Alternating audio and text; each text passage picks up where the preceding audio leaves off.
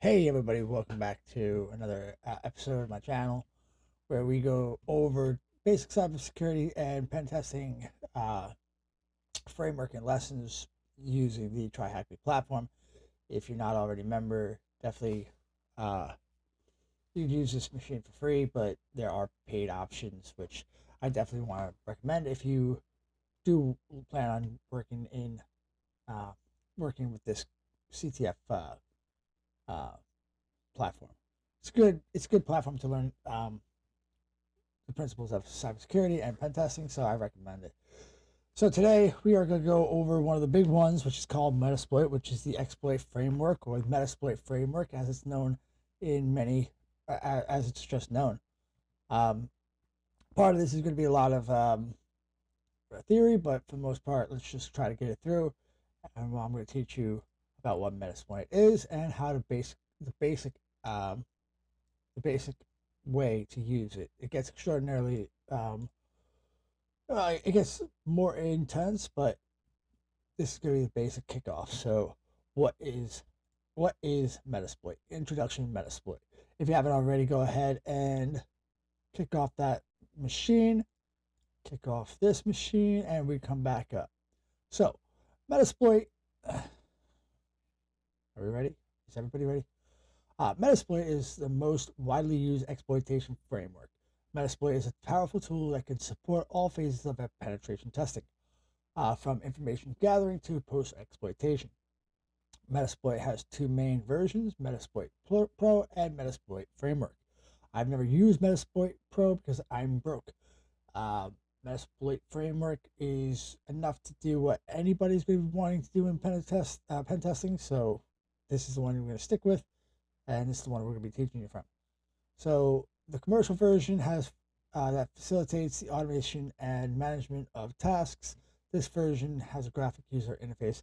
I'm not big on GUIs, so and then here we come with the Metasploit framework.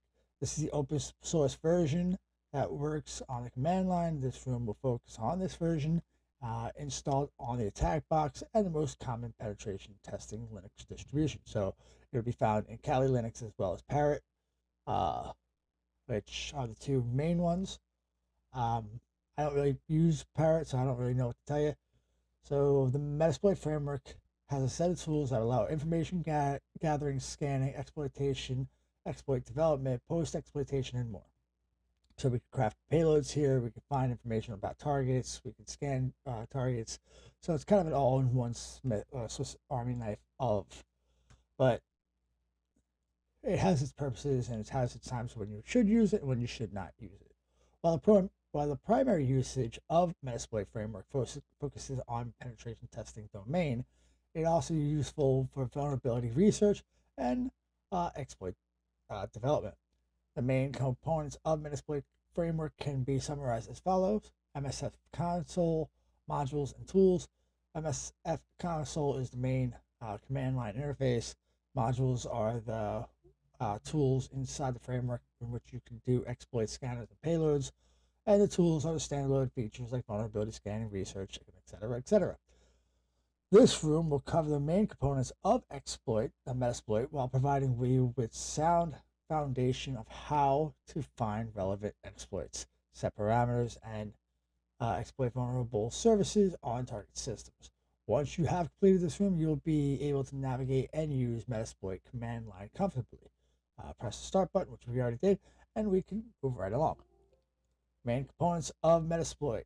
So to open up and run Metasploit, we're going to open this up. We're going to type in MSF console, which that's going to run.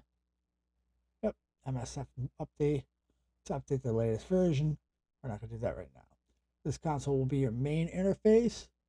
The modules are small components within Metasploit framework that are built to perform specific tasks, such as exploiting a vulnerability, scanning a target, and performing brute force attacks.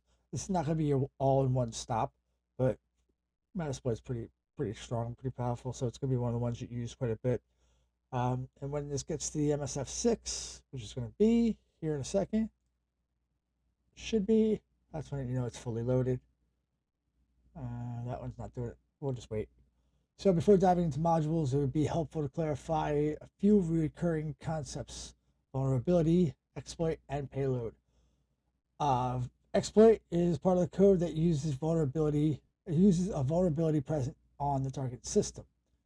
Vulnerability, a design, coding, or logic flaw that affecting the system. The exploitation of a vulnerability can result in disclosure of confidential information or allowing the attacker to execute code on a targeted system. A payload is exactly what it sounds like. An exploit will take advantage of the vulnerability. However, if you want the exploit to have the result we want, gaining access to a target system, read confidential information, etc., we will use your payload. Payloads can be written in MSF Venom as well as other ways. We'll get to that in future episodes. Modules and categories under each one are listed below, and these are given for reference, but you will interact with them as though them through the Metasploit console/MSF framework. So over here on the side, we can see this says MSF 6, and it has a little caret pointing to your right. That is how you can see how it is running. So any supporting modules such as scanners, crawlers, and fuzzers can be found here. So if we were to run this whole spiel, we'd actually have to open this up. We're going to open up a secondary window, right? And we're just going to run. I like doing this way just because I like to navigate my system sometimes this way. So if you want to CD into opt, you can do that. CD opt into Metasploit, so you go CD Metasploit, and we're going to type in this whole embedded framework module thing, just to give you guys an idea. These are all the servers that you'll have, the services, the modules that you'll have. So you'll have admin, analyze, client, crowd, crawler, all these types of services at your disposal. So we'll go exploit, attack framework, right? And we go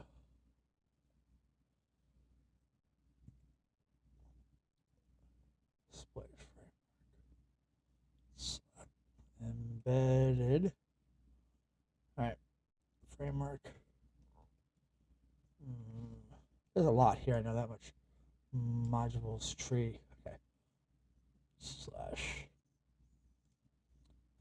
modules.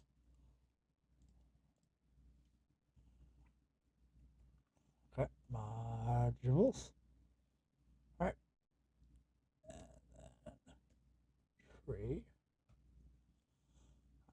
L1 attack. Auxiliary aux. And L. Yeah, I didn't think so. No such file as directory. Embedded framework. This really isn't really too important right now. I definitely recommend you guys getting very comfortable with being able to navigate your system. Just gonna go. Okay, now we're back to the home directory. This is not the one we're worried about right now. This is the one we're working in. So let's just jump right back into this area. So any of the modules can be found here, seen here. And we will work with, this is part of the auxiliary, right? 20 directories, 2 files. Then there's encoders. Encoders will allow you to encode the exploit and payload in hope that a signature-based antivirus solution may miss them. Signature-based antivirus and security solutions have database of known threats. They detect threats by comparing suspicious files to the database and raise the alert if there is such a match. Thus, encoders can have limited success rate as antivirus solutions get better and perform additional checks. And you can see here, this would be the encoders module. And then this is the evasion module, where the encoders will encode the payload. They should not be considered a direct attempt to evade antivirus software. On the other hand, evasion modules that will try with little or more success. So here's your evasion modules. Definitely, again, I would recommend you guys look through that. Then you have your exploit modules, same kind of thing. Here are all your exploits that are within this module that you can run through. You have your Firefox, you have your Linux, you have your mainframe, you have your OpenBSD, etc., etc. So then you have your no ops, which is your no operations, which do nothing, literally. They are represented in the Intel 86 CPU family with the 0x90, following which the CPU will do nothing for one of the cycles. They are often used as a buffer to achieve uh, consistent payload sizes. So we'll get over to that in a few, but right now we're just going to kind of breeze right past that. Payloads are exactly what they say. Payloads are codes that run within the target system. Exploit will leverage a vulnerability on a target system to achieve the desired result. We will need a payload. So if you want to exploit something, you can try to do just the exploit, but the exploit plus the payload is going to give you the desired output. So examples could be like getting a shell, loading malware or a backdoor onto the target system, running a command, or launching a CAC exe as a proof of concept to add to the penetration test report. Starting the calculator on a target system remotely by launching calc exe is just a benign way to show that the system has been breached and is vulnerable. Running a command on the target system already is an important step, but having an interactive connection that allows you to type a command that will be executed on the target system is obviously better. Such an interactive command line is called a shell. Metasploit offers the ability to send different payloads that can open shells on the target system. So,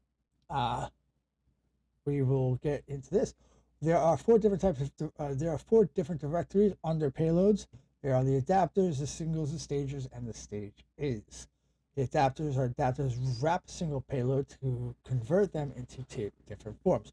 For example, a single payload can be wrapped inside a PowerShell adapter, which will make a single PowerShell command that will execute the payload. Singles are self-contained payloads.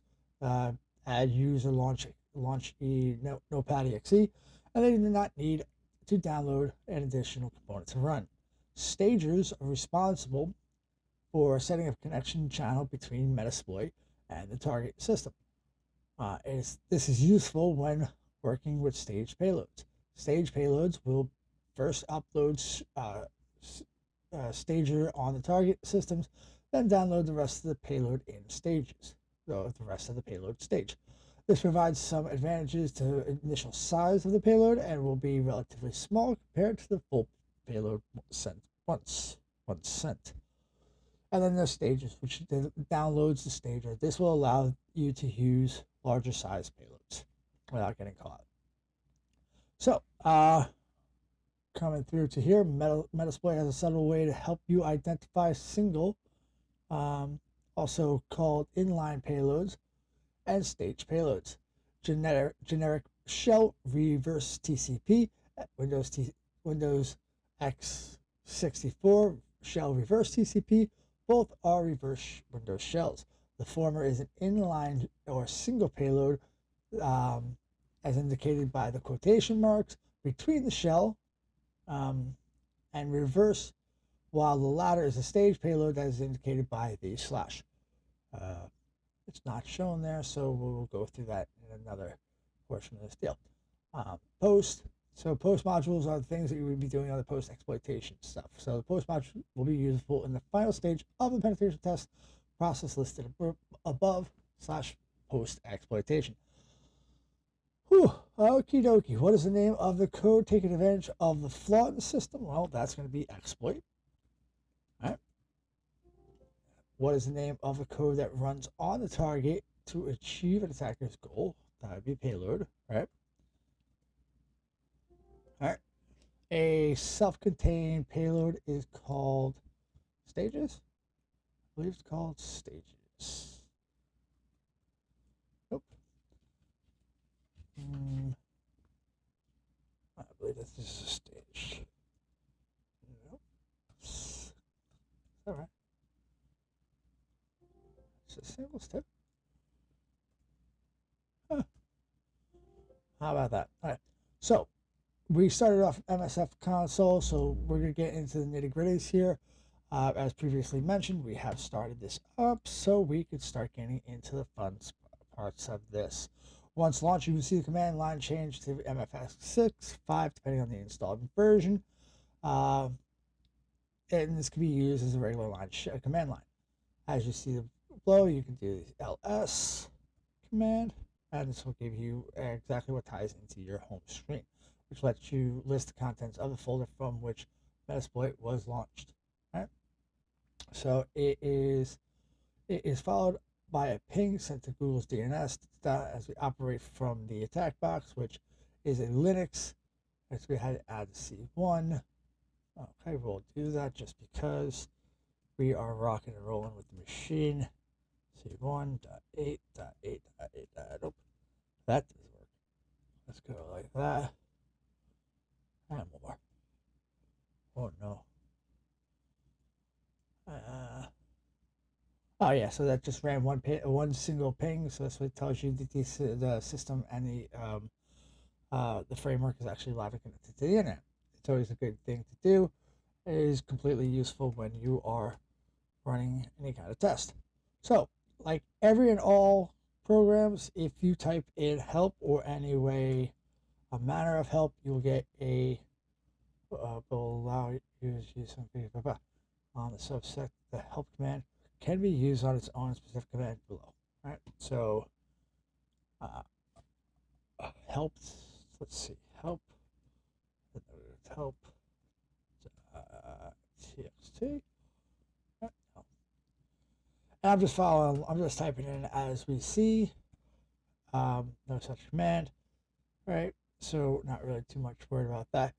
Everything that you're going to want to know when it comes to the help command or man or attack H, those will give you the manuals and the help manuals. It has a bunch of the information in here, and if you want to spend the time to read through all of this, you will know Metasploit better than most. If you don't, I would recommend there's a book that I bought, which I'm going to recommend, which is the Metasploit for Beginners, Penetration to Get Tester's Guide. It's by No Starch Press, and I really do recommend it. So while on the command, okay, so moving right along, we're not going to worry about the help command because that's pretty basic in any and all Windows infrastructure. So we're going to go with history. History will do just what you need it to do. It will launch all the commands that have been used within this module. And it's funny that TryHackMe usually has a lot of the old commands that I didn't put in there. So, it's interesting to take a look into. The ones that we're going to be going into, important feature, tab completion, which we already know about, managed by content. This means that unless, okay, so yeah, Metasploit is managed by content. This means that unless it's set globally, all parameter settings will be last if you change the module you have decided to use. In the example below, we have used the eternal blue, and we have set the parameters such as our host. If we were to set another module, this IG port scanner, we would need to set the R host value again. So basically, if you would run, let's go ahead and say search MS 17, it'll come up with the eternal blue.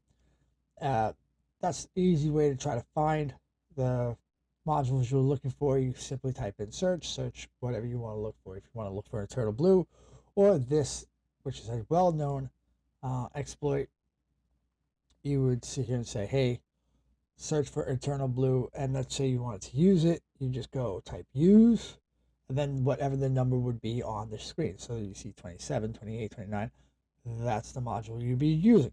In this case, we want to use 0 because that's what was listed in the very top. All right, and there it is. Microsoft SMB, Eternal Blue.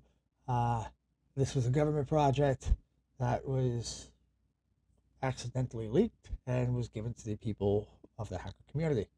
So, as you can see, now it turns green, which says Windows SMB, MS17, 0.1010, and the Eternal Blue. That means we are using the Eternal Blue framework. So now let's see, we say we want to see the options of this. So we would simply type in show options. All these commands can be found in the help section. So once again, I do sit here and recommend that you do look into it. Coming up here, everything that is filled in already doesn't need to be filled in. Everything that sits here and says required is what actually does need to be filled in. So we're going to scroll up just a little bit, and we are going to see that this one is currently blank. Current setting, nothing there, but it is required. So this means that our remote host, so the host that we want to connect to, has to be filled in with an IP address. So this is SMB, so you'll notice that it's port 445, which is a standard common SMB connection. So when we get to it, we don't need the SMB pass or the SMB user. Those are not required ones because they'll how SMB works. Big conversation piece. Not going to do that right now. So the key takeaway for this right now would be the R host. You would need the IP address and anything that is required on the right-hand side that says required. So if it says yes, it needs to be there. If not, then it does. So to set that, we would say set R host. All right, and we are on exactly where we are right here. All right, so we have to set the R host parameters. So if we were to switch to another module, we'd have to set the R host parameters again. So that's what this whole paragraph is going. This is not a global setting. So if you set it here, that's great. If you have to set it again and again, it's because you're not set globally. Can set it globally, but we're not there yet. Okay, so let us look at the example below to have a better understanding of this feature. We will use this MS17 0.10 Eternal Blue exploit for illustration purposes. Once you type in use exploit, we already went over this. This is how you would get to it. So I just went ahead and jumped a bit further, but this is basically the information that was given. The Eternal Blue exploit was allegedly developed by the NSA for a vulnerability affecting SMB version 1 on the numerous Windows systems. The SMB version 1 is widely used in network file sharing and is even sending files to printers, etc., etc. Eternal Blue was leaked by a criminal group called Shadow Workers in 2017. In May 2017, this vulnerability was exploited worldwide in the WannaCry ransomware attack. Definitely worth looking into if you haven't, but we're not going to be doing that in this deal. The module can be used to be okay. You can select it by using use. We went over that a little earlier, and then while in the promises change, you'll notice etc. etc. Okay, so then you, like I said a little bit earlier, you just go to show options, or host, which needs to be set, and then the rest ones are already set. This is going to be your local host, your listening host, which I would recommend, which would be you. And if you want to get it on a different port, you would just set it to a different port, whichever one you'd want to use. That's not something we're talking about in this video, so we're not going to be moving on with that. So this will print options related to the exploit that you've chosen earlier. All right. The example shown below above is the exploit that will require us to reset variables like our host and our port that we went over before.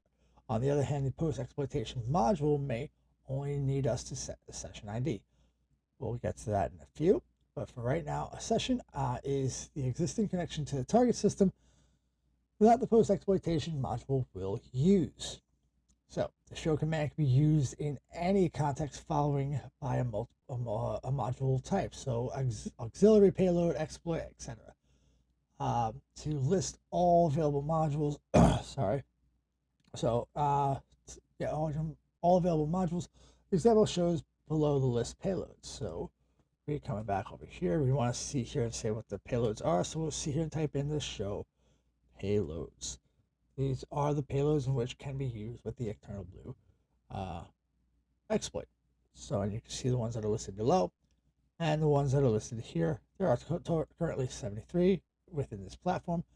And if we want, we can see here and say use and then show option for each and every one of these payloads as they are on this system.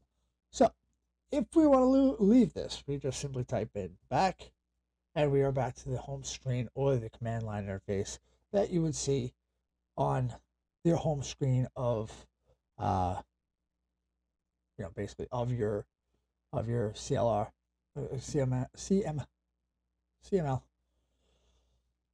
command line interface, CLI. Sorry. Okay, so let's say we want to go ahead and go back to search. MS17. I think it's actually tab completion. Yeah, we can just go up. So you can just go boom. We're gonna go back to use O. Now let's say we wanted information on this. We just simply type in show info. Guess what? It'll show all the information related to the Eternal Blue setup, who is built by allegedly the windows, the archetype, privilege escalation, all that stuff. So all the stuff that you would want to look through. This is a once over. These are all the systems that in which it works on, from all the way from Windows 7 all the way to Windows 10. And you can see that it works with the SMB file server commands. And this is the description, and I'm not going to bore you with my reading of it, but I would recommend you read it. And then here's all the information it is. Alternatively, you can use info command line. So you can use it on actually any level of it. So you could search it. We already went through that. You can search any of the payloads that you're looking for, the modules that you're looking for, simply by just going search, then search the command. We went through how to find the use O, so we're not going to go through that. Another essential piece of information returned is the rank column. That's probably true. Go through here.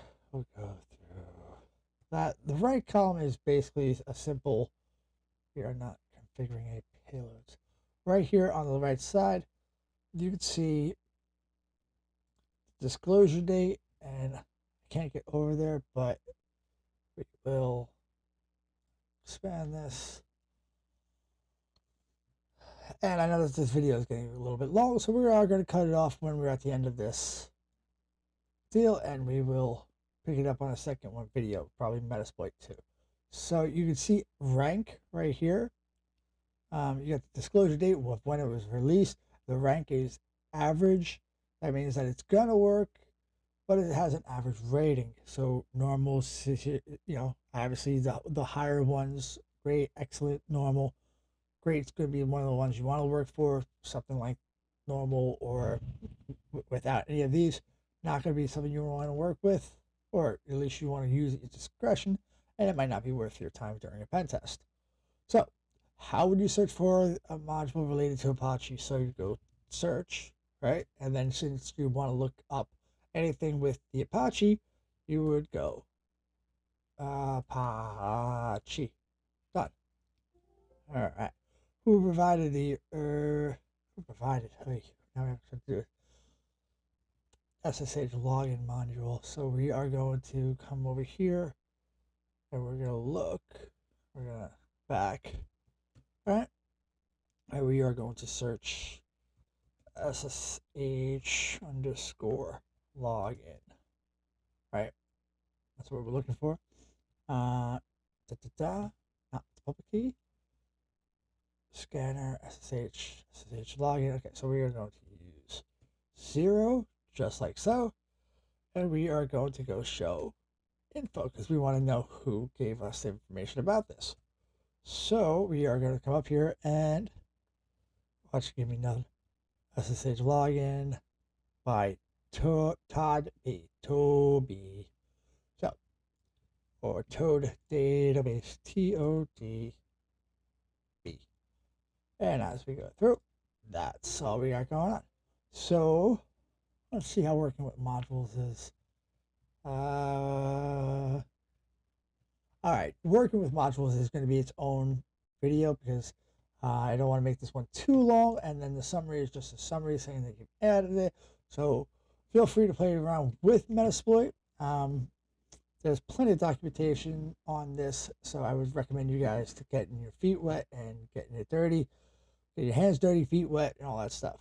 So thank you guys so much for stopping by. We will be getting into the next nitty gritty of this in the next videos. If you like what you saw, like, comment, and subscribe. Definitely comment, because what you say to me definitely gets to me. So I want to know what I'm doing wrong, what I'm doing right, what I should slow down on, speed up on, and just overall how to make these videos better and more entertaining for you guys. So thank you guys, and I'll catch you in the next one.